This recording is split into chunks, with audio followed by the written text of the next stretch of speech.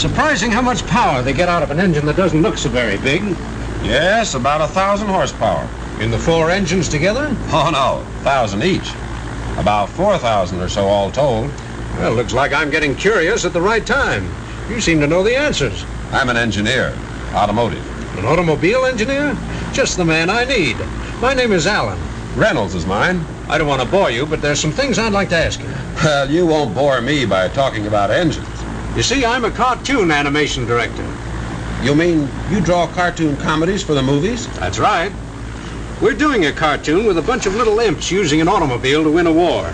Everything is swell except we get in trouble whenever we try to show the engine. I'm on my way out to the coast for a vacation, so I ought to forget about engines. This cartoon stuff sounds interesting. I always wondered how they did it. Well, maybe we can dicker a bit. How about spending a day or two at the studio? That sounds okay to me.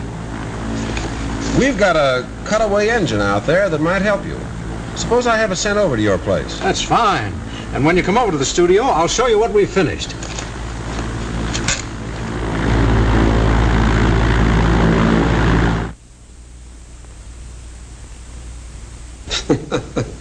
I think it's pretty clever the way you fellas combine cartoon figures with something that looks as real as that automobile.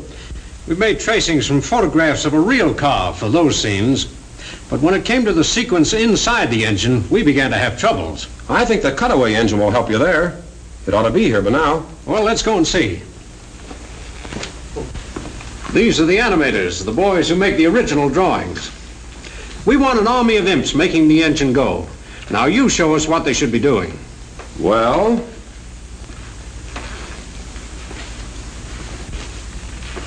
let's have one of the little fellows on each valve. They could be in the special uniform of a mechanized unit. A great idea. Then we make the imps' hats in the shape of valves, and then have them jump up and down. The action will make them open and close the chamber with their valve hats. That sounds good, except this engine that belongs in the car you're showing has overhead valves. Notice that the valves are on top, and you have a direct flow of fuel mixture into the combustion chamber. Oh, well, then we'll put the imps up on top. And because the fuel comes directly into the head, that means greater economy. How about having an old miser imp in charge of doling out just the right amount? A stingy-looking fellow with whiskers who just hates the idea of waste. That's okay.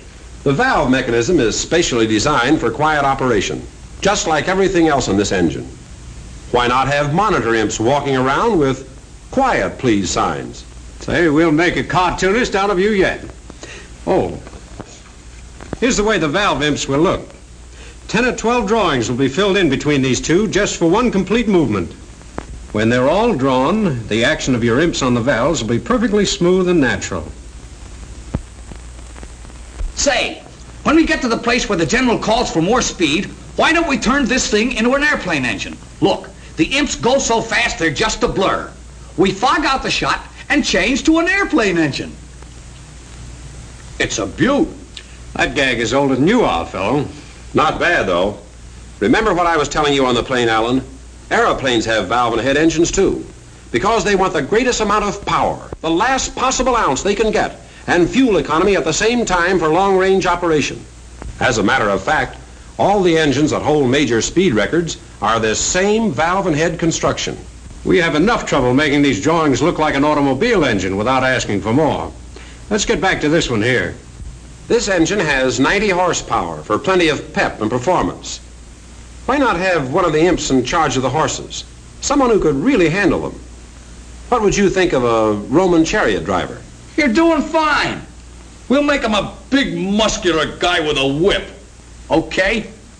And this engine has quite an oiling system. 4 distinct types of oiling, in fact, to meet the needs of different operating parts most efficiently and economically.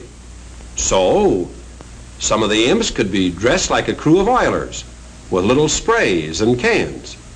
Sounds all right to me. What's this space for? That's the water jacket. It runs around all the cylinders to cool them off. With the valves in the head, you have more room for cooling around the cylinders. That's where our Navy comes in. Imps in submarines. Maybe even mermaids. Well, what I want to know is how you get the sounds of the engine and voices to go with your pictures. That's easy. Let me show you. We use a regular actor whose voice fits the personality of the character we've created. In this film, the general of the Imp Army does most of the talking. Put on more speed. Give it the works.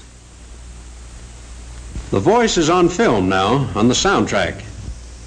Put on more speed. Give it the works. We make a note of how much film is taken for every syllable. That is, how many frames or separate pictures. There are 16 frames to every foot of movie film. So if it takes 12 frames to complete a word or a piece of action, the animator knows he has 12 drawings to make. He uses his own lip movements as a guide when he draws a character speaking. Animators don't have to be crazy, but it helps. This is how the animators check the motion in their drawings before they're photographed. We have a timing device which gives our musical director his tempo. We photograph the drawings with a moving beater showing on the edge. We check our action and record the music to this tempo.